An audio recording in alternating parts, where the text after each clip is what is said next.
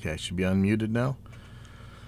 Okay, welcome to Evidence-Based Audio Engineering and sometimes Education. This is number 135, and this is Motivated Unreasoning.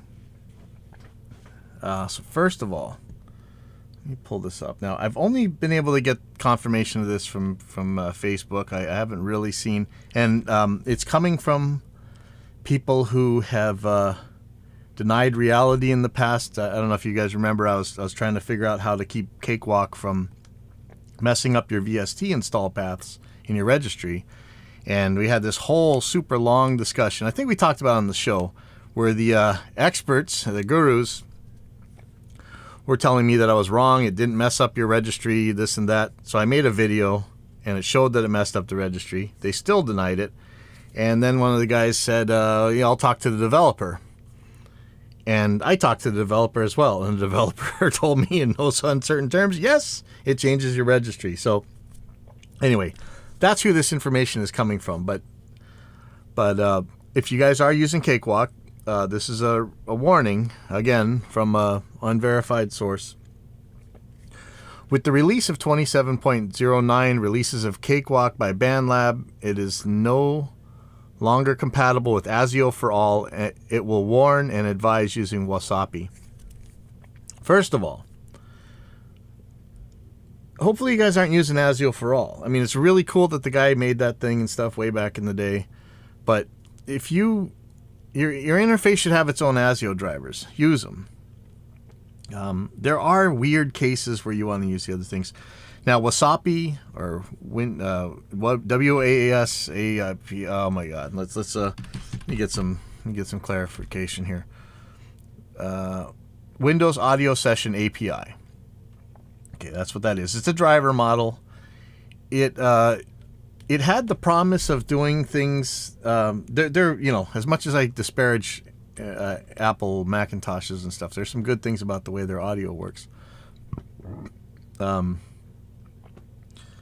Wasapi should be a way for Windows to do it, and there are a few drivers that kind of actually work in it, but in general, it really doesn't.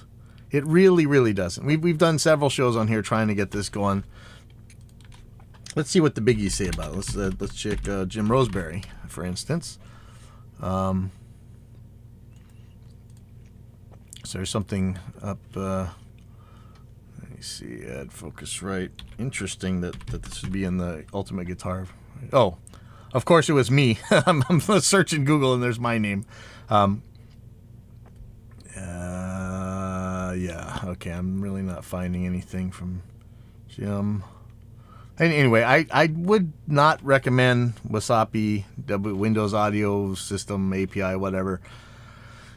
Get an audio interface that can handle ASIO. I know there's all these problems with the interfaces and stuff, but really, you're way better off. But I wonder what this even means. So, there's some discussion here. You can still use it. It may just give unpredictable results. Well, to me, it's been given unpredictable results since day one, so I'm not sure that's going to hurt. He says, remember, ASIO for all is in reality very old Windows XP WDM KS driver technology under a disguise. Let's see.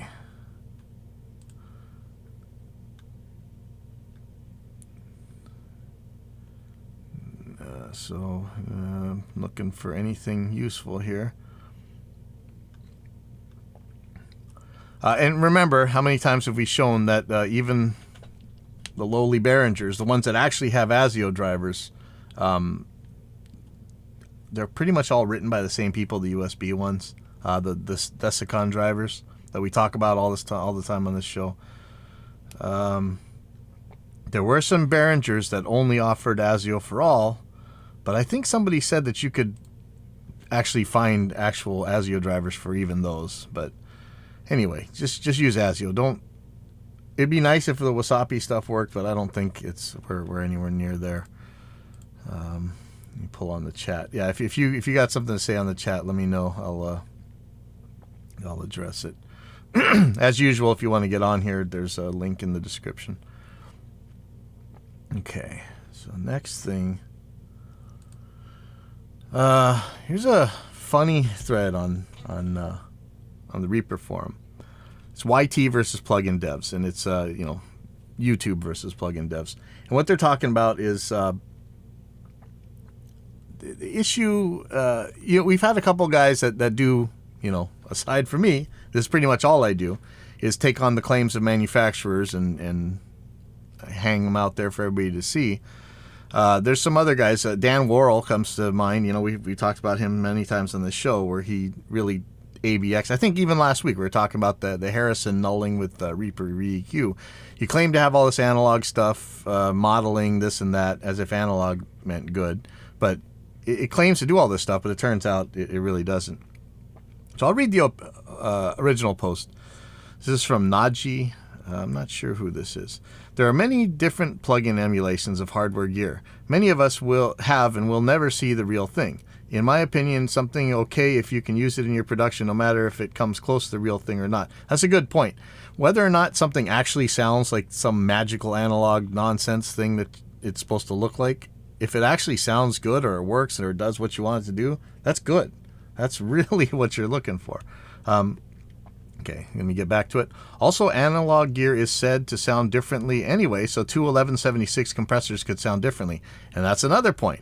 When somebody goes, oh, that doesn't sound like a real blah, blah, blah, and then you find out that the tolerances are so wide that you could really get two totally different sounds out of two different units. We'll go on. Nevertheless, plugin devs find their way to promote their plugins in a more and more strange way to make us think we buy something valuable and special. Thanks to some YouTubers like Dan Worrell, Paul Third, etc. I haven't even checked out Paul Third. I guess I got to go look. Maybe I'll have him on the show. Some marketing tricks of devs are revealed and damage their reputation. I think they deserve it and must admit that YouTubers influence my buying behavior. Of course, I also demo a plugin, but doubts are quite often confirmed by YouTubers. What about you? I'm going to add some examples. So, one of the things that will get the true believers running faster than anything is the ABX test. How many times we talk about ABX testing in here? It's a blind test. Neither the experimenter nor the experimentee knows which one is which, and we watch these cork sniffers get it wrong every single time. They end up near chance. Let's see. So let me get to some of these guys' examples. I think the big one is last week when we talked about the Harrison, but let's see. He's saying Plugin Alliance. Truly speaking, I never liked their plugins, but since Dan Worrell released his video about the Plugin Alliance AMEC console, I will completely stay away from any Plugin Alliance product. Dirk from Plugin Alliance and Brainworks claimed several times that all their plugins have some strange, CPU-friendly automatic oversampling. Do they really? Pretty strange that Dan Worrell showed that AMEC console has no oversampling, and now I know why Plugin Alliance plugins always added some weird mud to my music. When I remember some replies of Dirk full of arrogance and not customer-friendly at all, for example, automatic gain compensation, then I know about Plugin Alliance's mindset. Dan has also revealed that Plugin Alliance's super hype TMT feature is only hidden EQ settings. That's all, and the whole feature does not make sense in a production anyway to make EQ settings with EQ if a channel strip will then be changed by TMT. But in real life, there are several products where it really is just a boost of this or that frequency or a cut. And that's, people tend to like it on almost everything. I always ask what flavor of broken always works when people talk about like tape compression and saturation and stuff. Let's see. Their list prices cannot be taken seriously too. $449 for a plugin, and then 1 year later for $35. First they hype a new product, then the product is worth almost nothing after a short time, and some new product is hyped. Harrison channel plugin is the most digital sounding analog plugin. There are some videos on YouTube, Paul Third, etc., and Harrison has a pretty damaged reputation now. Harrison sells or promotes their plugins as the most analog sounding ones. Acoustic audio, fancy manuals and GUIs, but what else? After so many years, acoustic audio has not managed to improve their well-known issues like huge CPU consumption, latency, bad compression behavior, and some more bugs. Instead of fixing, they release new products. We are at AIX DSP, we are acutely aware of problems, and really try and focus on the customers. And I hope you guys that are our customers can attest to that. I try and get back to you right away with whatever fix I possibly can. And we're always working on your stuff. Believe me. You can always get a hold of me. But it's an issue. Like when I read stuff like this, it terrifies me. And this was before I was a plugin developer, but now I'm really scared. So I really want to make sure that we're always listening to the customers and really staying on top of this stuff. CPU and latency hogs. I don't know. He's really giving it to him. And I think Dan Worrell gets in here someplace, actually. White Tie. We don't, I have my fights with White Tie. But he responds, people you should be wary of. 1. Plug-in marketing departments. The market is overloaded. It's now almost comically easy to churn out bang average plugins. Stick a basic saturator on the front and call it analog. Mislead enough YouTubers that they start inferring all kinds of nonsense and repeating it to each other. Isn't that the subject of every one of these shows? 2. YouTubers. Yep. Not including legitimate authorities like Dan Worrell, but including others mentioned in this thread. There are 100 that follow that pattern of chaps sat in front of a computer talking to camera about gear channels. I hope I'm not that guy. Notice it's only Instagram and TikTok I'm in front of this camera. I don't put my face on the normal show, the one that everybody's watching where they see my desktop. Whether they are skeptical or not, if they talk with great confidence about topics beyond their competence, you must be wary. A good indicator is any videos about the secrets of gain staging or other such misunderstandings. Yeah, how many clickbait hype videos do you see on that nonsense? And then White Tie goes on to talk about you might not be able to hear this, but trust me, you should be doing it. Line is horribly toxic and totally backwards. Everyone, especially beginners, should be developing their listening skills and practicing the craft of audio engineering based on what they hear and that alone. And that's my thing. You always get these cork sniffers that'll tell you, oh, well, if you only had these billion-dollar speakers, you would hear it. Or your ears must be broken. But then when you ABX test it, I almost got thrown off the gear page for this because some guy who they think is some hotshot producer, he was terrified enough of an ABX test to almost get me banned from there. Somebody else says, the audio industry has always thrived on the emperor's new clothes. The video industry does this too, but to a lesser degree. If you can't hear the huge difference with this effects, you better apply it anyway because other people will find you out. Yeah. And also, and this plugin creates harmonics. It must be analog sounding, which is wrong both ways. It could sound diabolically digital, but another plugin that doesn't generate harmonics could sound wonderfully analog. These silly generalizations seem to just go round and round amongst those who don't know any better and just make challenging work harder for anyone caught up in it. We talk all the time about weasel words like warm and bright and dimension, depth. These, especially the audio files, they have all these crazy words that don't really mean anything. Okay, let's see. Next in play about 9 cents. This is an interesting one from Judders. This goes equally for the chorus of why doesn't it have oversampling as much as the analog magic crowd. Many times they don't know why they would want it, nor are they able to hear it, evidenced by a number of plugins that have released with non-functioning oversampling buttons that are only found out because of the latency, not because anyone heard the difference. Yeah, thank you, Dan Worrell. Remember that on the Recomp, right? Recomp video that he did.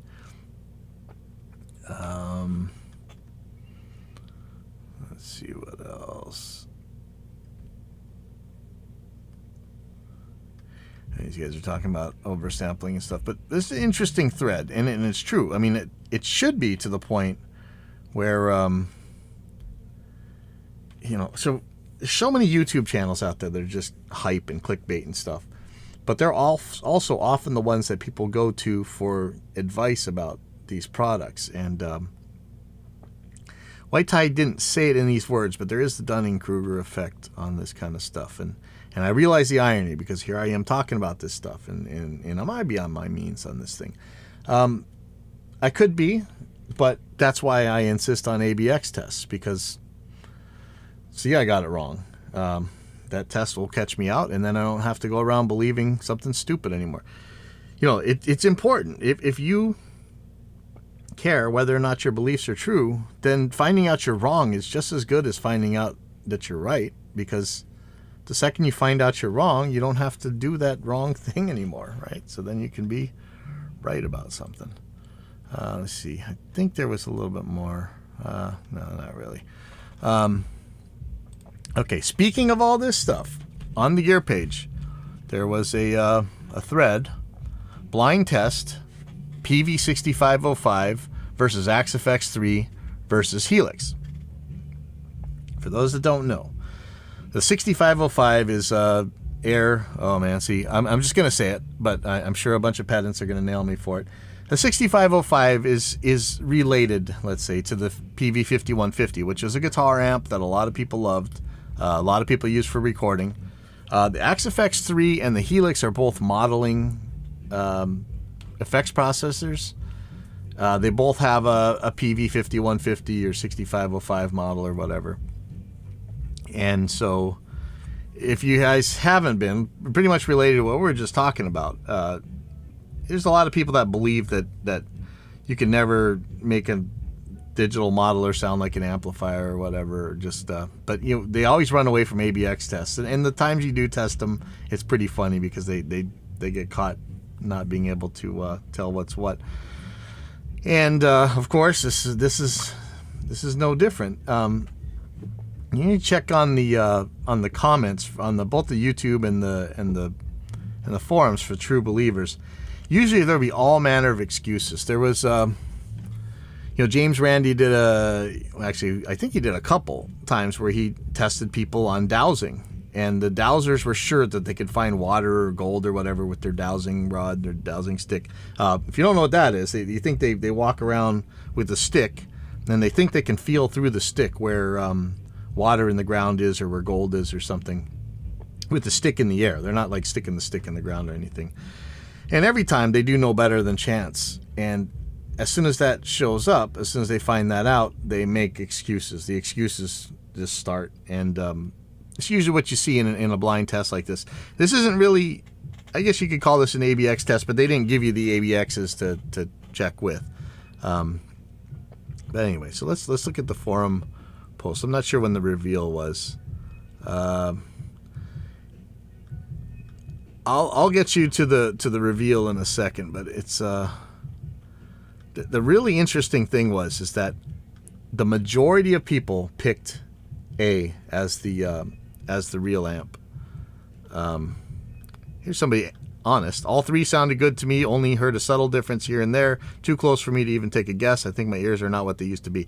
So he's even doubting himself because he thinks that they should sound so different. They shouldn't.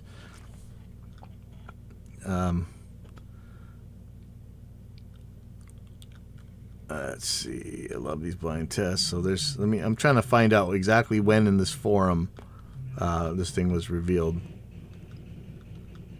Let's see. Okay.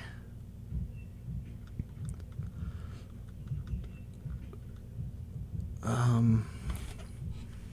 me get to the reveal.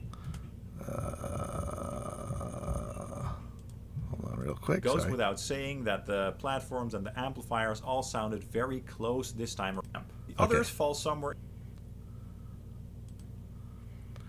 Okay, so people thought A was the real amp the majority of times, and that ended up being the Helix.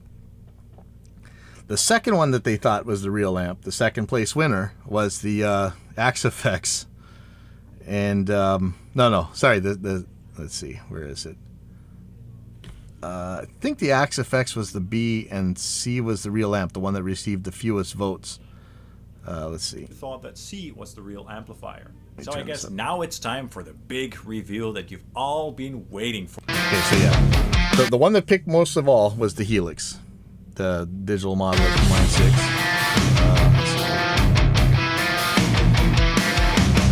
B was the AXFX and C was the real amp. So the real amp was picked the least. YouTube comments aren't too bad. Had this been a couple years ago before people started getting nailed by these things, there would have been all this nonsense. Oh, you lied. You work for Line 6. It would have been so much nonsense. But but people will justify their stuff. Let's see. I've always perceived scoop mids and brittle highs and tones created with the Helix. That's why I thought it was B, the least good sounding of the three, because I thought the muffled highs in B were the result of you cutting down on it to make it sound better. However, showing us the settings you use somehow confirmed my general impression, as you dialed in way more mids and zeroed the presence control compared to the very high presence dial on the real amp. Of course, I'm impressed. Blah, blah, blah. Time to get a Helix. So we're pretty lucky that the way these people responded is not how it would have been just a little while ago. And it's really interesting that there's it's like there's a what do you call it? Not the Reformation, the Enlightenment. It's like there's an enlightenment going on, and people are kind of just sick of believing these marketing terms and believing the gurus and believing the shills out there and stuff. It's really nice to hear that people are starting to say, hey, you know what? I want to do a blind test. Here was somebody. The differences are minimal. Another one. I was, like the majority, perfectly wrong with every pick.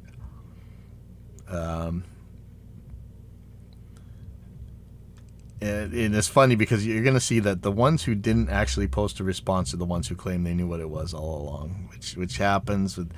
I mean, you guys remember the mic preamp shootouts? I don't know if we even need to talk about mic preamps anymore, but they always end up picking the cheapest, crappiest ones. I guess they weren't crappy. I like this answer. All I can say is you were very, very good at dialing your digital gear to sound nearly identical in recording to the original tube amp. Whatever differences there are, they are insignificant at best. Well done. Yeah, because the guys were saying that digital can't sound anything like analog, but there's already the excuses. They're saying, well, they're all running through an impulse. That's how it gets broken. But guess what? You can record them all. It's going to come out like that anyway. I like this guy's answer. After listening again, I'll wager my left sock on it, but only my left one. The sustained chords from 5 to 527 are what I'm basing this on. It's specifically these kind of chords that have the sounded most different between the real amp versus the modelers in prior comparisons played by John. The real amp always has an extra level of articulation which sits at a higher frequency, the first octave at 1 octave higher, I think. It sounds like an overtone above each note being played in the chord, which enhances the note separation and clarity. The Helix, I'm sorry to say as I do own one, has typically been the worst at reproducing this specific quality in these tests based on what I heard before. That overtone is kind of there, but it's too quiet and smeared into the rest of the sound.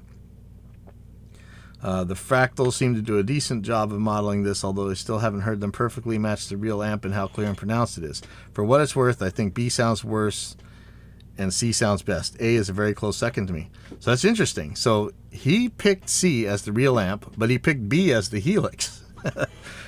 But it's interesting that this guy he seemed to be hearing something. Okay, so here we go. I think it's important to remember that all three amps, including the analog one, are all going direct through the same IR, if I understand correctly. When analog purists complain about modelers versus real amps, they're really talking about more than just the amps. They're also talking about the physical cab versus the IRs. It's the whole package, and videos like this only showcase half of it. I'm not sure if that's always clear to everyone. It's all valid technology as far as I'm concerned. I'm not knocking any of it. I do think it would be more interesting to do a comparison that includes a real cab on the analog amp and the IRs at the same cab on the digital amps. Would it still be as close? Which would be better? Cabs are massively important to the overall song, and the analog amp in this video still has a digital cab. I think we've covered this enough. Let me know if we haven't covered the IR versus real speaker thing, because that's another ABX test that people seem to fail every single time. So the guy who actually did this video said, I think you'll be surprised how close IR sound to the real thing. I really want to prove that in a video, which I'm hoping to do soon. I think we've proved that before, but I can't wait to see this, guys. I always take that part out of the equation because to me it's all about the tube amp versus the digital aspects of the actual amps. IR versus real cab is a whole nother topic, which I'd love to get into soon. It's going to be interesting. Had this been agreed to ahead of time, you would call this shifting the goalposts, right? That would be the moving the goalposts type of fallacy. We're comparing, if the issue is that digital amps can't sound like analog amps, then we got to compare the amps, not the cabinets. He could have ran that out to a cabinet itself. Another guy. I still want to write a lengthy reply about how 2 out of 3 sound plastic and are easily distinguished from real tube tone, then be totally wrong. Instead, I'll guess because I can't tell at all which is which. They all sound so similar as to not care which is which. However, when he said that, he said A is the AXFX, B is the Helix, and C is the 6505. So he picked the real amp himself. It's interesting. They got the Helix and the AXFX flipped again. It's interesting how there are different people who can actually hear things here, which is interesting. But, you know, they say it's so close. You wonder if that's just chance. John was talking about the IRs again. If you say the IR route falls short, I can't help but wonder what might have been wrong. An IR shouldn't fall short at all if done properly. I hope to prove that soon. Feel free to share some media here that proves otherwise. I'd be interested. Let me go near the end of this thing when people are actually posting their results here. They all sound the same, the end. Interesting.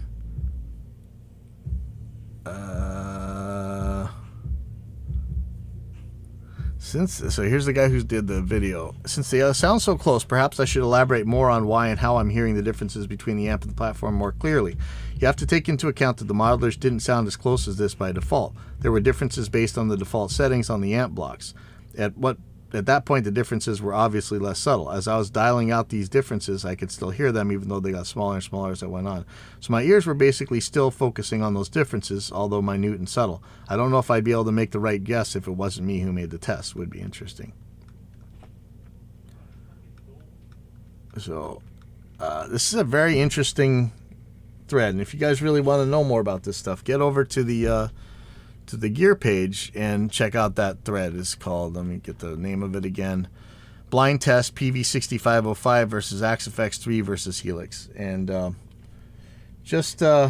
would just say that rest assured, whatever you got at this point, it's fine, especially the plugins. You know, we've done well with bias, with you can make Tone Lib sound pretty good for cheap or free. And I've been surprised because I always had a little bit of problems with it, and then people would just sit there with the EQs and get it sounding perfect. So I don't know. Anyway, I think that's the end of this today.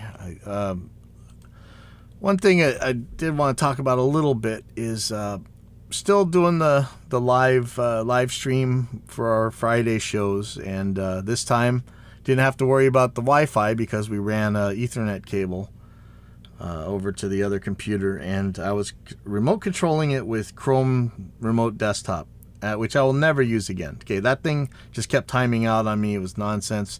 I'm probably going to try TeamViewer, but it really seems like either one, it's not really the way to go because, you know, controlling a mix from another computer, you might turn the knob too far or whatever. I really want to just find a way to be able to monitor right at the computer I'm sending out on. I don't know, is that like way more isolated headphones? Is it time to get earbuds? I'm still having major trouble with the routing on the XR18. I just don't understand it. I guess I'm still having trouble making that thing work. So any XR18 experts want to come to Hawaii for next Friday's show, let me know, because I would greatly appreciate it. Anyway, go ride my bike. I'll see you guys later.